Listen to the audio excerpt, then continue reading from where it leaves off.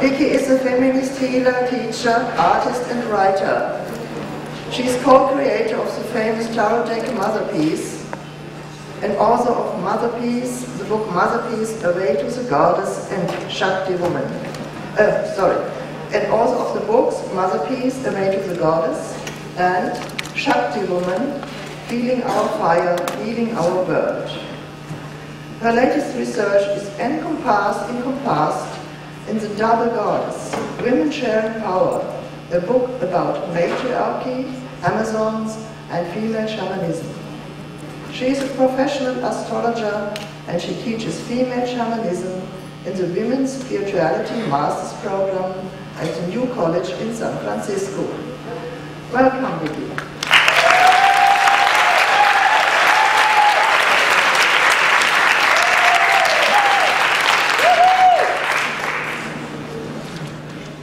I don't have slides today, but I did bring some handouts with illustrations from my recent book, The Double Goddess.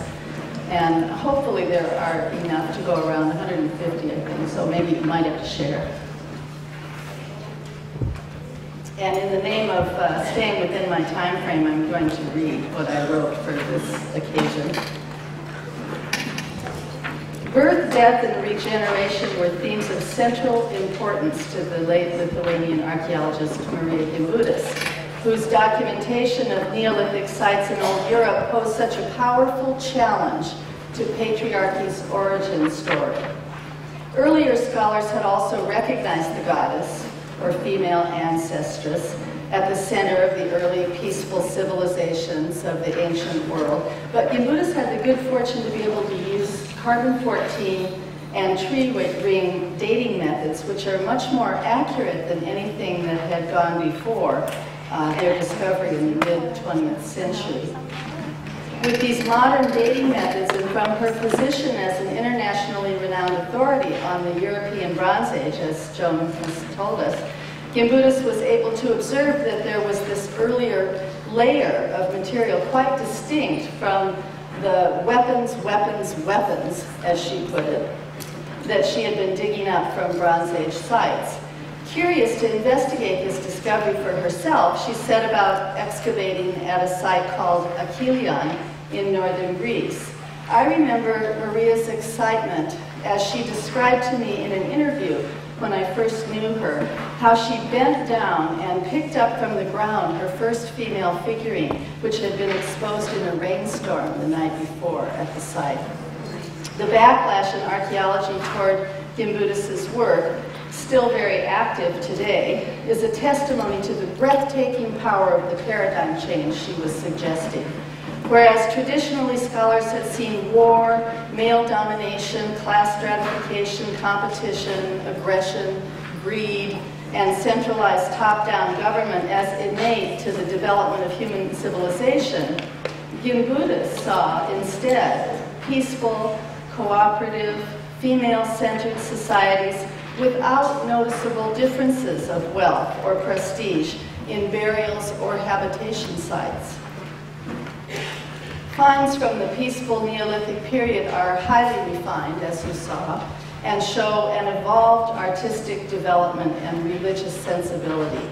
Artifacts include thousands of female figurines, plus many temple models, exquisitely decorated vessels, as you saw, in all shapes and sizes, and stamped seal stones. Many of the ceramics are inscribed with an undeciphered Old European script, predating Sumerian cuneiform by at least 2,000 years. And this is also true in China, by the way.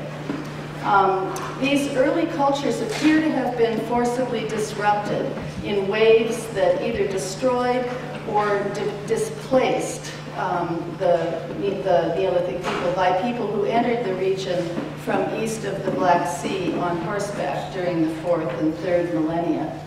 In many cases, the invaders plundered and pillaged the agricultural peoples already settled there, sometimes killing them, but often causing them to migrate to less hospitable areas on remote mountains or islands. I believe that the tribal people referred to as Amazons are remnant tribes from an earlier period in human evolution before the development or imposition of patriarchy. They were determined to escape their patriarchal conquerors rather than be forced to give up their matriarchal clan structure and their indigenous language and their mother goddess religion. In support of this idea, a linguist, Carl Becker, speaks of an original shamanistic language of various ancient female-centered cultures that he studied, which in each case, under what he calls alien intrusion, was superseded and replaced by the male tongue. Sometimes the women kept a secret language, he tells us, but more often the older language died out entirely. At some point, although originally peaceful, the Bronze Age Amazon tribes began to resist their conquerors by becoming warriors themselves and fighting back. Thousands of years later, history would mythologize them as bloodthirsty, all-female tribes, although Homer simply called them men's equals. Bloodthirsty tribes who supposedly killed their baby boys and burnt a breast off of their girls. Have you heard those stories? Yeah. Amazons are actually portrayed in sculptures and paintings and other media with both breasts quite visible. But early on, the name was mistranslated as without a breast. And this led to the sensationalized stories. Janine Davis Kimball, an American archaeologist who digs in Russia, someone I went to Russia with in 1997, points out that contemporary nomadic women shoot their bows and arrows just fine, without any problem, in relation to their very ample bosoms. Archaeologists have found no evidence to suggest that any of the stories are true. And the word has recently been corrected. The word Amazon means without a husband.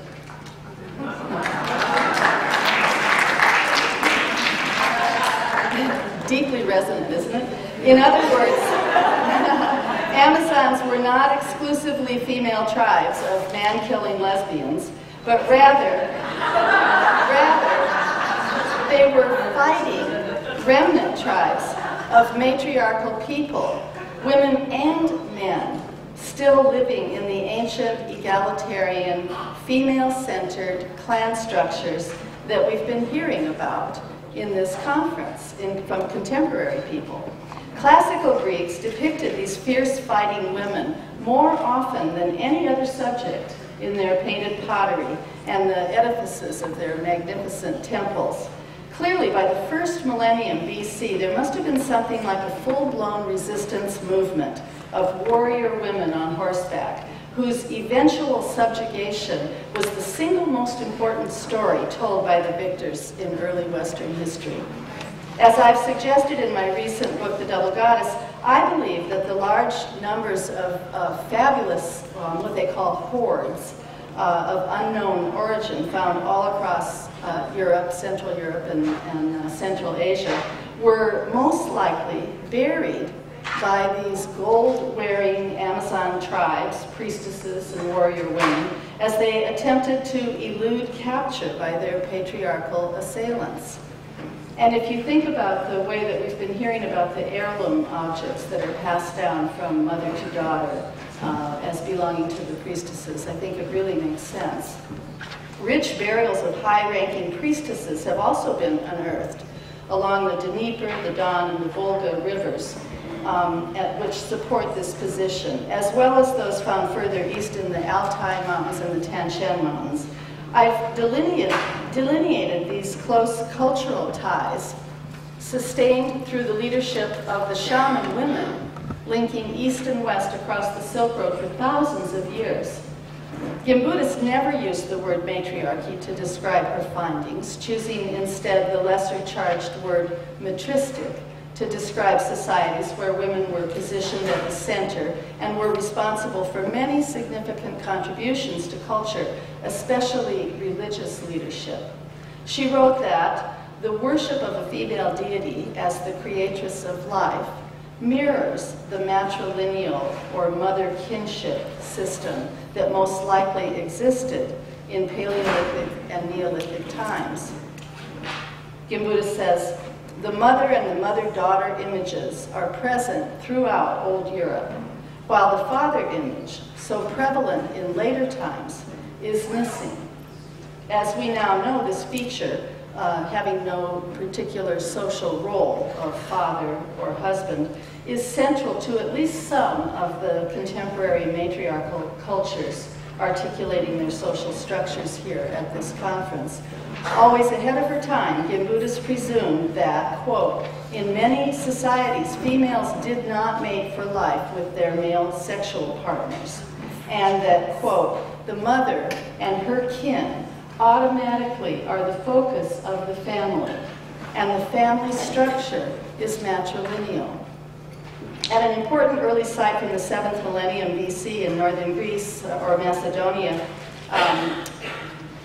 an important site, exemplifies this perspective. The site is called Nea Nicomedia, which translates literally as New Victory of the Wise Woman, and relates to the introduction of agriculture into Europe. The largest building at Nea Nicomedia, filled with ritual artifacts and surrounded by 6 smaller buildings, had been routinely labeled by other archaeologists as the house of a chieftain or a big man. Gimbutas challenged this view by describing the building as a shrine that would have been kept by, quote, the female members of the families living in the surrounding houses, just as Christian Orthodox women still do tend the family shrines on the Aegean Islands today. Gimbutas hypothesized a council of priestesses, sometimes overseen by a central enthroned priestess whose role was to embody or enact the part of the goddess in rites and ceremonies of the community. Communities of priestesses and women's councils, she wrote, which must have existed for millennia in Old Europe and in Crete, persisted into the patriarchal era, but only in religious festivals. So you hear about and read about the religious festivals that were exclusively limited to women, even in the classical period. By the 1st millennium BCE, most of the peaceful female-centered civilizations were long gone, scattered to the 4 directions, leaving only hints and traces in the tales of Homer and Hesiod, or the later classical mythologies of Greek and Roman times. Herodotus wrote during the 5th century BC about all kinds of strange customs he saw or heard about the so-called barbarian women living in the lands beyond Greece. These women had much more freedom than Athenian women, who by this time were slaves in their own homes. Remnants of matriarchal culture can also be found in historians' reports of Etruscan women living in central Italy at the same time, who, quote, raised their own children, whether they knew the father or not. Etruscan inscriptions refer to individuals by the mother's name only, and tomb paintings show Amazon queens driving chariots pulled by teams of white horses. My research has shown a long and continuous cultural connection that links Africa, Europe, and Asia across the Silk Road for several thousand years. When nomadism became prevalent in the 1st millennium BC, mounted warriors of the Central Asian steppes traveled in huge, uncentralized confederations of tribal people.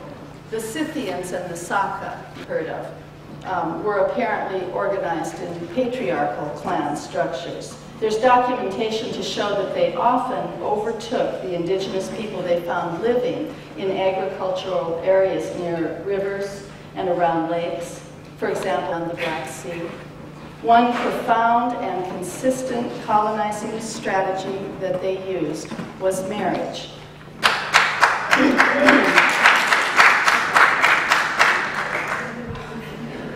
As I have discussed in an article to be published next year in Christina Biaggi's book on the origins of patriarchy. Christina's here with us.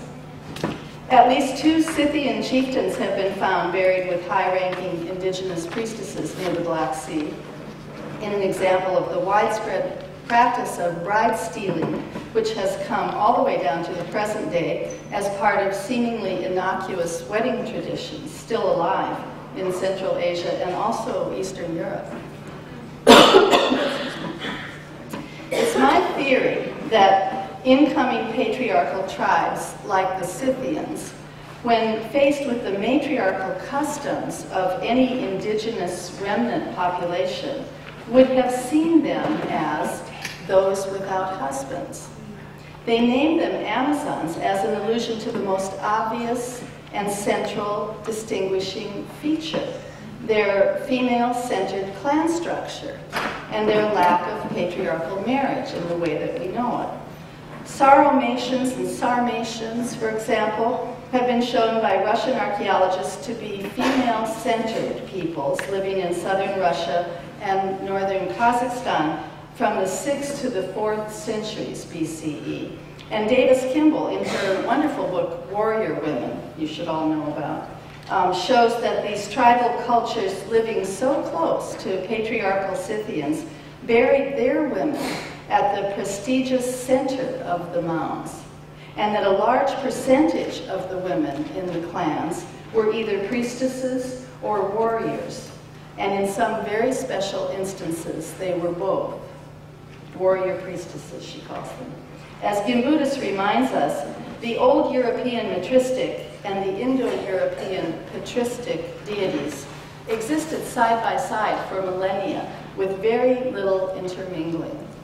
Even today in Russia and most of Europe, the old goddess traditions coexist with Christianity and are often obvious in the rituals, especially weddings, and the songs and the dances and the folk arts. A fascinating book came out in 2002, authored by a woman scientist, Shelley E. Taylor, which presents the idea that, quote, women's bonds with one another are maintained in part by the affiliative neurocircuitry in the brain and nervous system. So we're talking about an evolutionary capacity here. The concept that women need each other to survive and the evolutionary development that this assumption implies is investigated thoroughly in this book. The book is called The Tending Instinct. It provides a scientific basis for matriarchy as an organic social structure that is biologically based. You may have read about this research under the somewhat sentimentalized title of Tend and Befriend, which is the name of the first study carried out by this woman scientist and her research group. The conclusions show that the, and this is a quote, inclination of women to bond together may be far older than we imagine, and that there is, quote, an evolutionary heritage that has selected for female friendship. Women and children have literally stayed alive, she says, over the centuries because women form friendships. And so I would expand that to think about not the sentimental concept of friendship, but alliance, collaboration. The scientific documentation is part of the evidence I used in The Double Goddess, where I showed that more than 100 illustrations, these are the pictures you have, of so-called double goddess statues and images found in Neolithic and Bronze Age Turkey and Greece mostly. The Tend and Befriend studies show in stark, undebatable terms that women, quote, get much of their social support from their ties with other women and are only somewhat benefited, she says, both emotionally and in terms of health, from their ties with men. While this is heartwarming in a feel-good kind of way for all of us who value our girlfriends in whatever way we define that term, the findings are actually much more radical and imply, among other things, that women should not simply tend and befriend one another, but should be governing, tending society.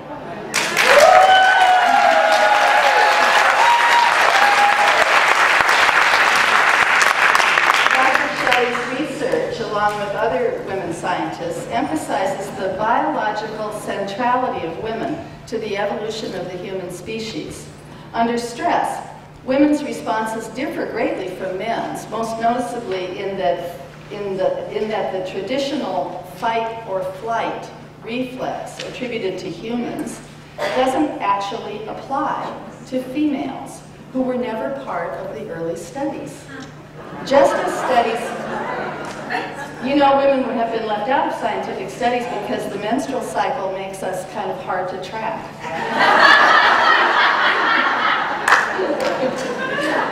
Just as studies have shown that men respond biologically to their female partners at those certain times of the month, menstruation and ovulation, due to the emission of powerful pheromones, so too, expectant fathers entrain with their pregnant partners to generate female hormones temporarily. Did you know that? While their testosterone sharply drops off. The scientist responsible for this study, Dr. Ann Story, suggests that, quote, women's hormone levels are timed to the birth, and men's levels are tied to their partners. One conclusion we can draw from this is that the mother's brother, the uncle so significant in a matriarchal society, would be equally transformed by his close proximity to the pregnant mother, and by extension, that the entire population of men would be biologically calmed and made more nurturing in a female-centered environment organized around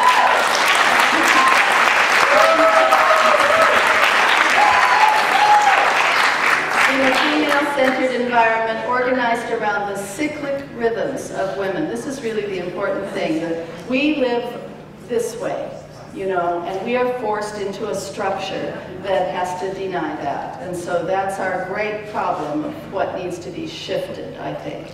The subtext of this research, as far as I'm concerned, is a revolutionary call for the return to matriarchal organizing systems, nothing less. It is particularly troubling to hear about the results of this fresh research in light of women's current isolation in individual nuclear families.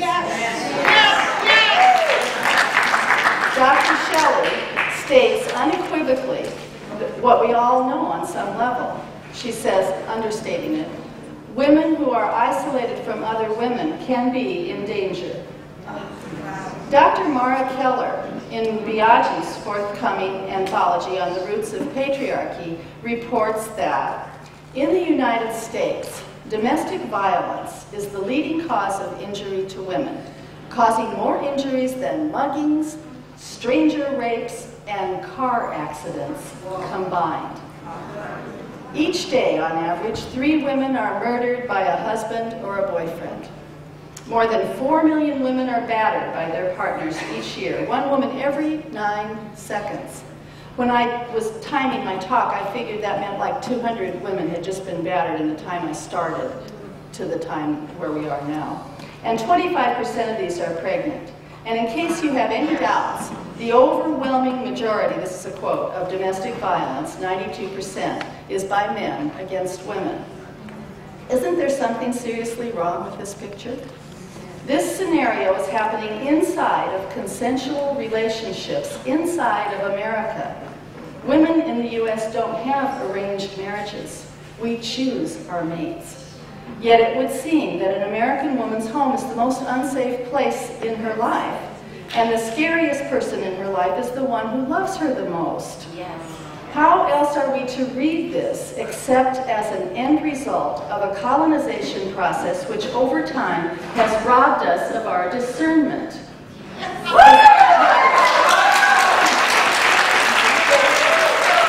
The statistics cited by Keller include further implications of this untenable situation, that in households where a man is battering a woman, he is also hurting her children, that women who are abused tend to abuse their children, that the children of abused women attempt suicide more, and are 50% more likely to use drugs and alcohol. Clearly, domestic abuse is more than a women's issue. And I think I probably don't need to say in this audience that, of course, I believe that men are as trapped inside of this terrible problem as women are.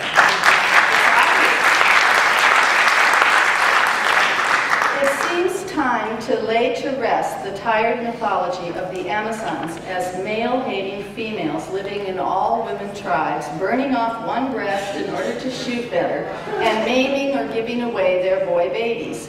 While colorful and sensational, these stories do an injustice to the many real-life matriarchal tribes trying to sustain their original way of life in the face of great danger during the 5,000-year patriarchal transition, a transition that is even now not fully realized, as we can see from the numerous contributions offered at this conference.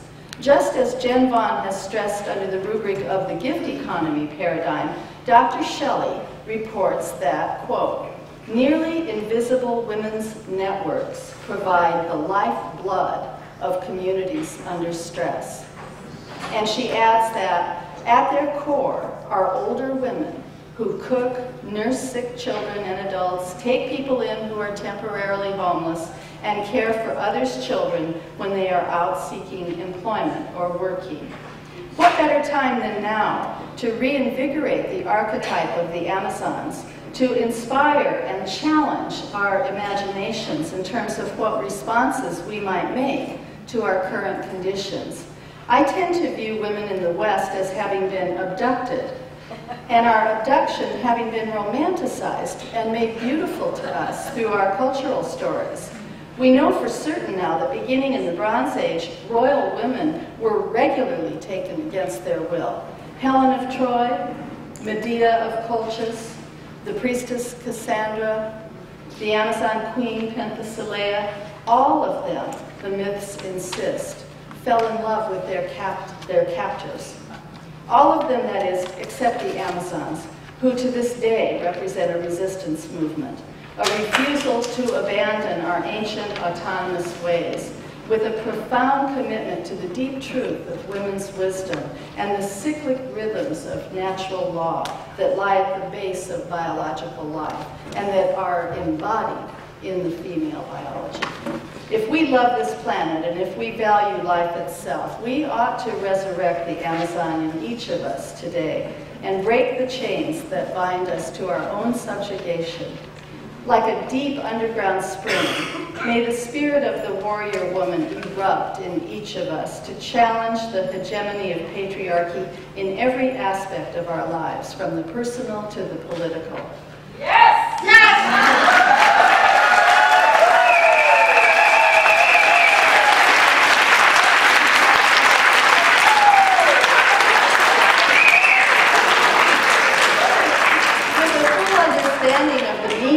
Of the ancient Amazons, along with the current scientific research into the biology of gender and relationship, we might safely and wisely reassert the famous phrase from the feminist wave of the 1970s, sisterhood is powerful.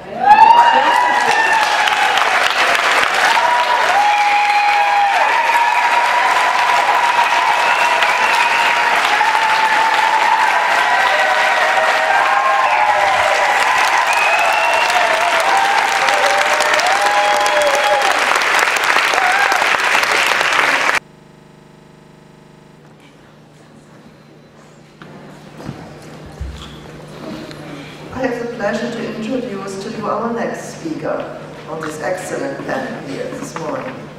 Our next speaker is Susan Gail Carter, PhD.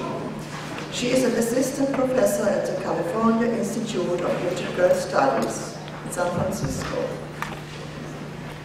where she teaches interdisciplinary courses in the humanities, women's spirituality, and community activism.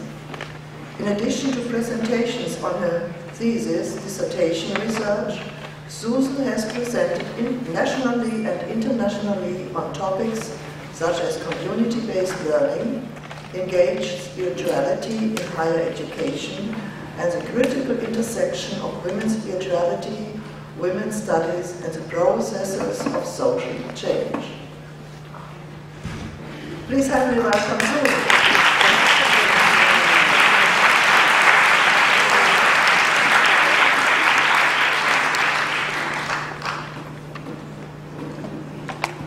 While we're getting set up here, can you all hear me fine? While we're getting set up here, I would like to echo some of the words that my colleagues have spoken. And I feel so blessed to be part of this gathering. We've not only been hearing about the importance of the empowerment of women, but I have to ask this question: how might our lives be different if the feminine was considered divine? How might our lives be different if we were surrounded by these wonderful images on a daily basis today? And I think that's something that I think about.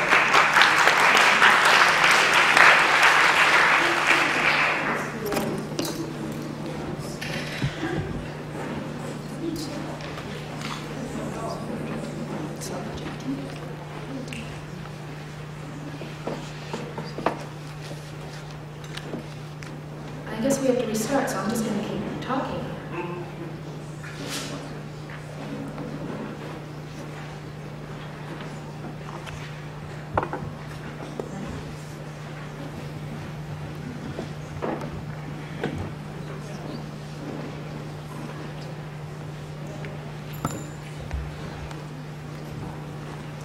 Well, we started the computer early, and because we started early now, we have to restart it. So I'm sorry, we thought we were saving time.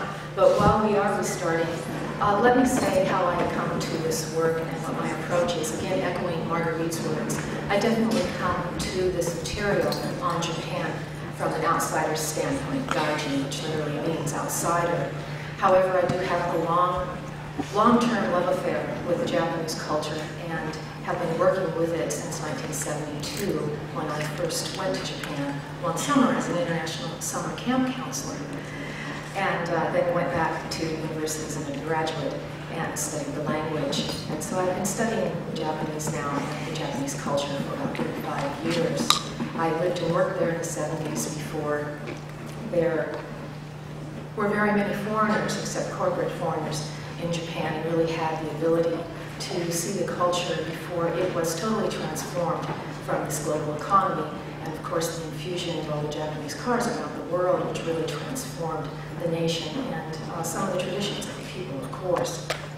Now that it is an economic power in the world, it can be difficult in areas such as Tokyo to see traditional Japan, but I think, as we'll see from my presentation, if we are alert, if we know our histories, our herstories, if we look to the prehistoric periods, there are definitely clues, and we can read between the lines and look for women in the center, as Peggy Busende says so eloquently.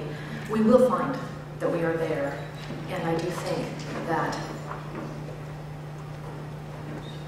still charging. I do think that we can find a wealth of information to bring forward today. I don't think it's wishful thinking. Rather, I think it is opening the realm of possibilities. If we do not know it's a possibility, often we cannot see it.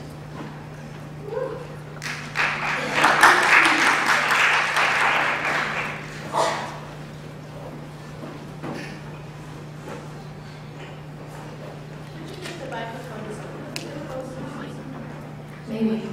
I don't know why I heard that.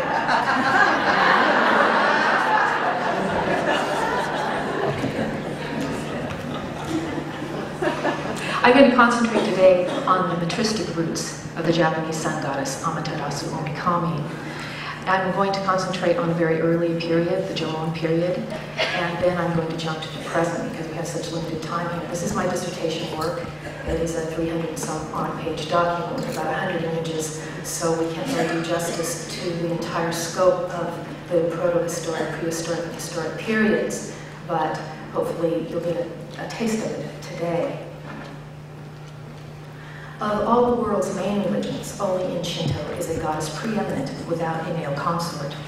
Amaterasu Omikami, the Japanese sun goddess, has been worshipped throughout Japan for thousands of years. Even today, her rituals are observed publicly and privately by both the Japanese emperor and the general public. In our time, and from a Western feminist perspective, this fact is remarkable. The Ise Shrine was built prior to the time when Amaterasu's myths were first written down in the early 600s and early 700s. They believed that the remain shrine at Ise had already been established sometime in the 5th century. Some scholars suggest that her oral myths were perhaps already 2,000 years old before they were first recorded in written chronicles.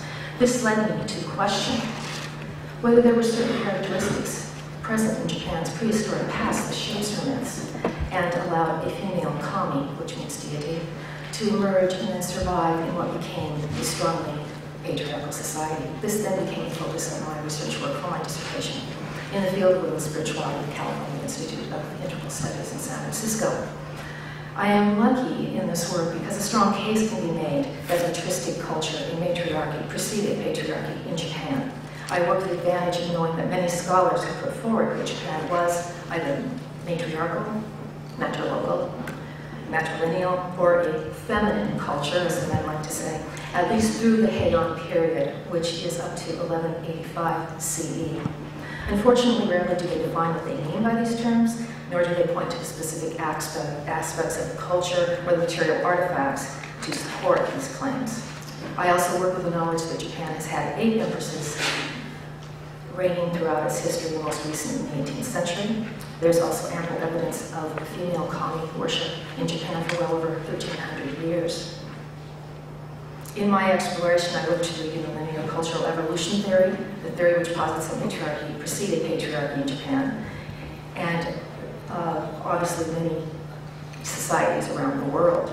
So I wondered, could this be true for Japan? This has not been written about in this way. Scholars have not looked at the prehistoric period for possible matristic roots, and so I decided to take this on. To assist in my investigation, I've looked to many of the scholars, many that are here in this room, and I am very grateful to the likes of Heidi Abendroth, as well as Maria, the late archaeologist, Maria Gimbutas, and of course Peggy Busandi work as well. And now I will add many of you to my list, but of course there are too numerous to mention. I then developed this list of 7 cultural characteristics, which you see here. And luckily, I'm coming later in the program, so you're familiar with these terms. I don't need to take time, I don't think, to explore these terms. These were present, I believe, in ancient Japan. And let me skip a couple pages here. Certainly. The historic period came very late to Japan. Many people are not aware of this. Writing did not arrive at all until about 400 CE, and was not used extensively until the government came into its early development around 600 CE. Likewise, other technology came in very late. It is an island nation, even though it has close proximity to China and Korea. These technologies did not come in until late. And it's interesting to note that both bronze and iron came at the same time in Japan, just about the same time that writing came in, although there are bronze objects that are known in Japan earlier, about 200 BCE, as gifts from China. The reason I have this graph here is I think this puts into perspective that the historic period is but a bleep in time. You can see that the Jomon period far surpasses in its length from the proto-historic periods of the Yayoi and the Kofun, and then into the historic period. Why aren't we paying attention to this time? An eye blink compared to a long lineage of things that might have been before. And the Jomon period is the period I will be concentrating on. Jomon period is actually named for its rope or cord markings on its pottery, which you'll see a bit of. I'm not able to include too much pottery today, and is really just within about the last decade considered the beginnings of Japanese culture. It was not really acknowledged as a sophisticated culture until archaeology and scientific technology could catch up with ideas that the myths had long held. I also want to say that there's a huge backlog of archaeological material in Japan today, and is really just now being cataloged and taken seriously in the Jomon period, so I think we really need to watch and see what scholars are bringing forward. So you can see the Jomon period is considered 16,500 BCE to 300 BCE.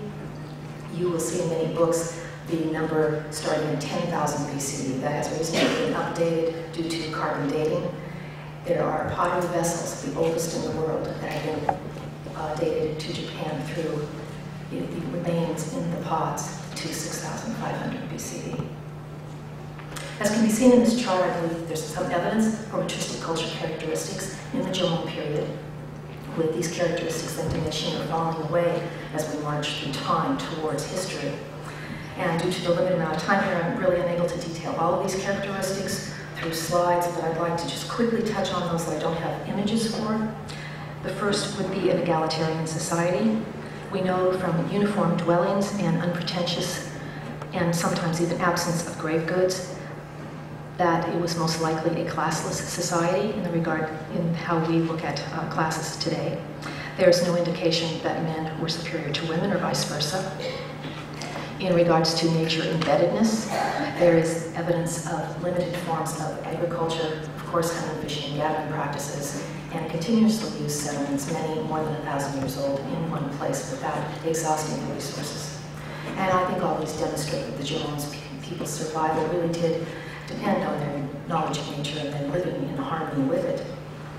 It is clear from the archaeological specimens of animal and plant food remains that they did know how to utilize, tend, and even augment the natural resources around them, and some artifacts suggest nature worship. The Jomon people also appear to have been peaceful. There are settlement locations in a wide variety of places that don't have an apparent superiority or advantage from a military strategic standpoint. Rather, their relationship is in relation to procurement of food, water, and shelter. And even though archaeological remains do show that the Jomon had the technical knowledge and capacity to build strong and large structures, there are no indications of any defensive fortifications, nor do we have any archaeological excavations to date which reveal any signs of overt warfare. Again, speculating that there is no separation between the sacred and the secular, again, archaeological finds support the possibility of both household and community ritual or ceremonialism in the Jomon settlements. There have been found altars, communal structures, stone circles, and caches of broken figurines and polished stone axes, all offering loose analogies to ceremonial practices that survive the state and folk observances of rural Japan. The abundance of the ritual objects, such as fantastic pottery vessels and the figurines, support regular ritual practices. Now, Slowly, please. okay. Okay. I'd like to concentrate on the other three cultural characteristics with some images. First, the question of matrivocality, and matrilineality. Also, female veneration and female kami worship, which point, I think, to the importance of females in this culture, as well as early evidence for goddess and self-worship, and can be attributed as the beginnings of Matriarchal kami. I don't have a slide of this, but in regards to the matrilocality possibility, there have been found in graves teeth that have been incised with various patterns. And since we are now able to determine male and female skeletons in different villages, because of the patterns on the teeth, we know that men moved into the woman's village upon marriage. So they've been able to trace this. Of course, this is still somewhat speculative because we don't have a lot of skeletons to compare, but I think this is an interesting fact. Perhaps the earliest rendering of the female form in Japan can be found on the river cobbles from the late Paleolithic to incipient Jomon period. These incised stones were found in a cave with a bowl, thought to have been used for ritual purposes. And these may have been the forerunners of the later clay dogu figures. Dogu literally means puppet or doll. Gotta love those archaeologists. It is these dogu figures which I believe points to both female veneration and goddess or kami worship in this time. By the 1990s, over 10,000 dogu figures have been found in Japan. And when one considers the size of this nation, smaller than the size of the state of California here in the United States, I think this is quite remarkable. Had these figures been found in one state in the United States, I think they would have maybe gotten a little more attention than they have so far in the world. They started out being plaque-like and quite crudely made, and then more carefully made. This is over thousands of years. Then there's a period where they become very elaborate, and finally they die out around 700 BCE, although there are certain specimens up to about 400 BCE, around the end of the Jomon period. They range from about a few inches to about a foot in size. They are overwhelmingly considered female. Only a handful of male figures have been found. Many have ample bellies, hips, and breasts, perhaps indicating pregnancy. And they are decorated with symbols and colors that may represent fertility and abundance, such as the color red, the ochre red we see here. Triangles and pubic triangles, symbols such as the spirals, Roman spirals, and dental or sawtooth patterns. Many of these, of course, are replicating what we've already seen this morning. They change from flat and solid and simple to ample, hollow, and ornately decorated. This from Hokkaido, the northernmost island in Japan, where, of course, the Ainu have been chased up and are now really losing their population. They do appear over thousands of years throughout the entire area of Japan. It's interesting to note that, I don't have a picture of this either, but Ainu women tattoo their faces in very similar patterns to what we see on the bodies of the Dogu figures. These are called sun goggle eyes, originally because a scholar thought perhaps they were to shield eyes from the snow, the brightness of the snow, the sun on the snow. I would speculate that these are perhaps to represent trance-like states or deep seeing.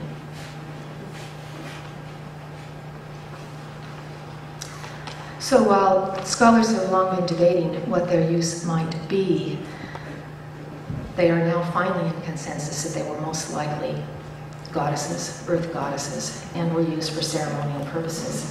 While I was writing my dissertation, I was really having to overcome a lot of disbelief on the part of other scholars and some on my committee that these perhaps were goddesses. Oh, they're just for fertility rites, this sort of thing. And scholars in the past have said, oh, maybe they're for birth control. They're often found broken, maybe they're medicine dolls. So it was really very gratifying.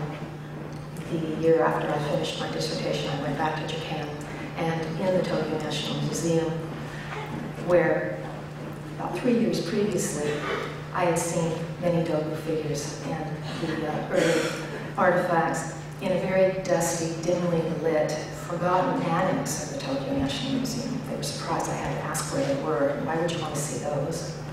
And now, in about, I think, the year 2000, now there is an entire wing donated to the Jomon and the Yayoi periods with the Dogu figures.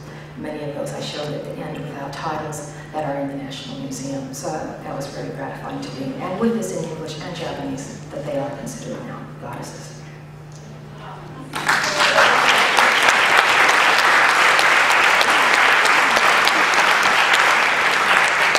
I wanted to show you at least one vessel. These pottery vessels, I think, are just really marvelous and show a fluorescence of a culture that was vital, really flourishing, and had the time and the means and the artistry to bring forth their beliefs and their spirit in these physical artifacts. If you look closely at the bottom, on the bottom left, as well as on the top, you can see remnants of some, let's see if I can show you here, of red ochre.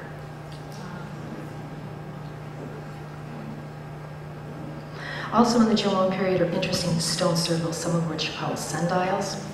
The fixed positions of the stones in each of these circles, and there are a number of them, nearly identical in position to each other, suggest deliberate placement for a specific purpose. They may have been sundials, used to measure the seasons of hunting, fishing, and gathering. Some dogu, the figures, have been found in these circles, as well as a few pits, believed to have been burials, and other objects which suggest ceremonial use. Further from the air, very important, because the kami come, at this point in time, come down to the people, whenever they're invited, by the way. So, oh, don't worry about it, just ask, they'll be here. So here may be the first signs of sun worship in the culture. Certainly circles of this, like this, may have informed people about the seasons for these various survival activities. And I think this is very important. The ancient I'm missing the word, etymological, the root of the word for saint or sage in Japanese is hijiri, which literally means to know the sun. Because fertility and the sun are aspects combined in the form of Amaterasu Mikami, it is archaeological evidence such as this that inform my idea that the Jomon culture may have very well provided fertile ground for her myth to have emerged, and then for this myth to have survived and worship of Amaterasu Mikami to survive into the present. Certainly, worship such as this may mean that even Amaterasu is being worshipped at this time. Now, due to my limited time today, we're going to jet up to the present. Hopefully it will suffice to say, from looking at my chart, that the characteristics I'm pointing out here were eventually lost or fell away as the nation-state developed, and Japan moved to a more feudalistic and militaristic state. I know many of you are probably very familiar with the samurai culture, and that's usually what we know about Japan, samurai and geisha. There was a lot more there in the beginning. And I think this also was the time when there was a shift from the matriarchal, matristic society to a patriarchal one. However, in the Shinto religion, nature embeddedness and Amaterasu and other female kami worship has survived and continued to be supported by local kami people, the Japanese emperor, and the imperial court. So I think that the characteristics that survived are one reason why Amaterasu is still with us. But I also think that it was the political situation which helped Amaterasu survive. And in this case, perhaps it was patriarchy itself that assisted in her survival. We know that there were various forms of sun worship throughout early Japan. The Yamato clan, which came to be the Japanese imperial family, claimed Amaterasu Mikami as their clan kami and unified the developing nation state under the auspices of sun worship and Amaterasu Mikami. She may have survived because she served as a bridge between the past and the present, when Japan was first developing as a nation. Further, the historical chronicles, the Nihongi and Kojiki, were started and completed in empresses' reigns in the early 700s CE. It could be that those who held influence in the court wanted to further legitimize the female emperor's power and position by having female kami preeminent in the Shinto pantheon, and used Amaterasu Mikami to their political advantage accordingly. It's also important to note that one of the primary reasons the chronicles were written was to legitimize this rule. It was important to the imperial family that the lineage of the emperor be traced back to Amaterasu Mikami. Without a consort, without a male consort, proving the ruler's divinity and thus the right to rule. This would again point to the importance and continuance of matrilineality in Japan into the historic era. In these chronicles, Amaterasu Mikami's myths are detailed, and she's portrayed as an ancestor of the imperial family. I think it's also important to know that the word for myth in Japanese, shinpi, means the kami veiled, which invites our interpretation, invites us to look through the veils and uncover the deities for ourselves. Also, the word for mythology is shinpei, which means literally sacred narrative. These myths and the chronicles were taught as factual history until the end of World War II. So these myths, I believe, can't be overestimated how important they are in the psyche of this island nation. And here in this depiction, we see Amaterasu sending her grandson down to the earth to attend to attend the earthly plane as she does the heavenly one. She serves as a model to the people how to rule. So she stood as a symbol of the new ruling power, and at the same time still represented the older traditional powers of the life-giving sun, fertility, and motherhood in this way. She continued to be worshipped for the gift of agricultural fertility and abundance, as in times past. She also came to be worshipped as the mother of a new nation. When this history is considered, I think it's even more remarkable that Amaterasu Mikami has survived and is part of what might be called the dominant culture in Japan, sanctifying the sovereignty of the emperor and remaining this preeminent deity.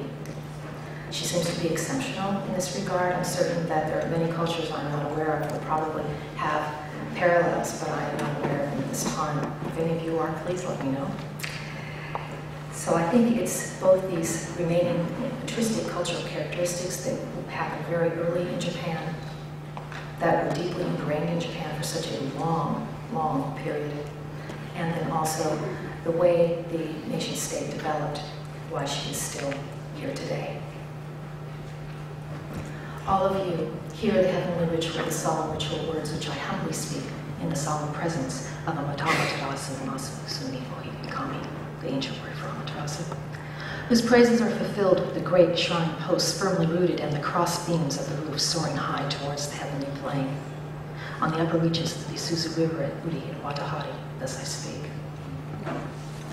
These words are from the Norito, a collection of prayers for followers of Shinto. When these prayers were first written down in 800 CE, they were already considered ancient.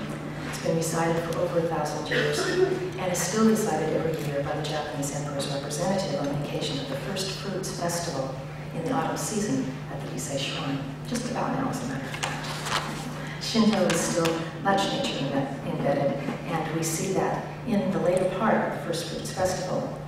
Rice grain from paddy on the Imperial Palace grounds in Tokyo, some of which is planted and then also harvested by the emperor himself, will be taken to be offered to the goddess with an oral petition for continued abundance and blessing.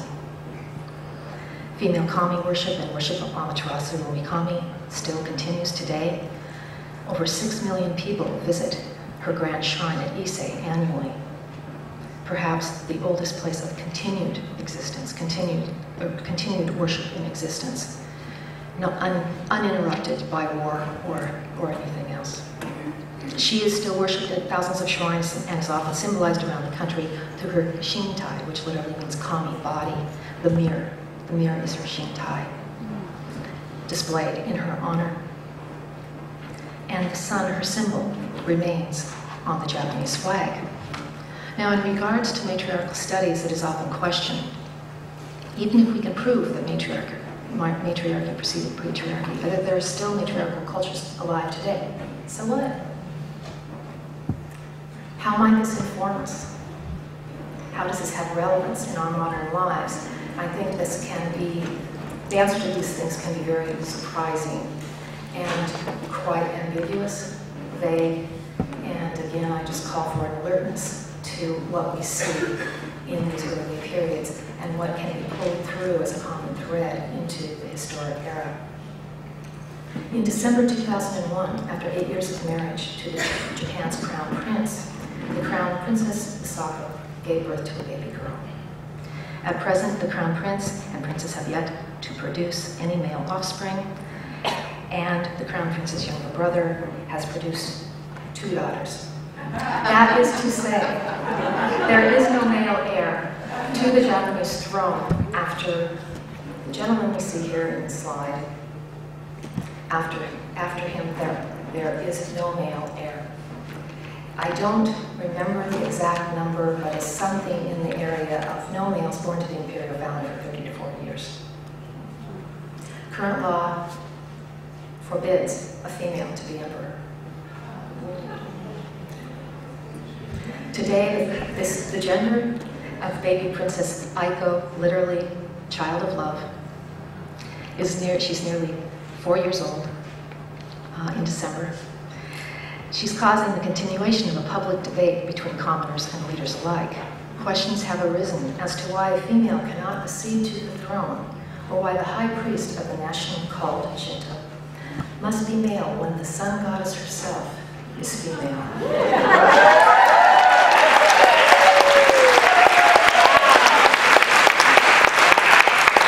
Here we see the intersection of women's spirituality, women's studies, and political social change.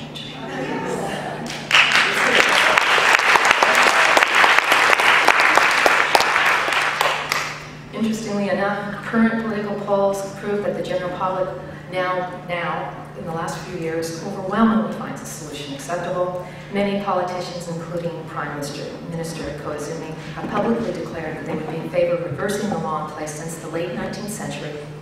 And by the way, another edict was put forward in 1947 that forbids a female to ascend to the throne. And there's a government panel with government officials as well as university professors that are now investigating this possibility and what it might mean from a legal standpoint. Here is evidence that even in the world of current political affairs, Matriarchal is still looked to as a model. She is still in public discourse. She has not been lost. Looking to Japan's ancient past and patristic roots from which she emerged might make it again possible for a female to ascend to the chrysanthemum throne. Woo.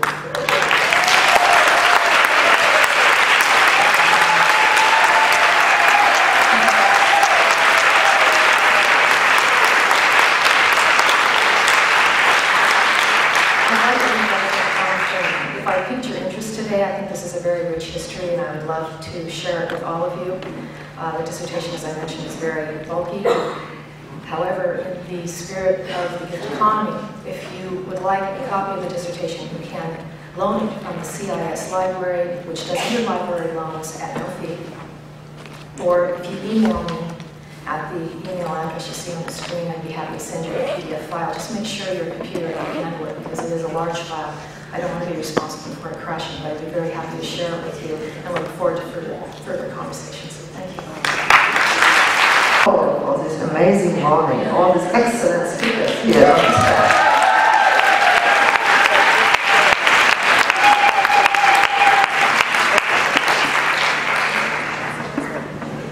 Now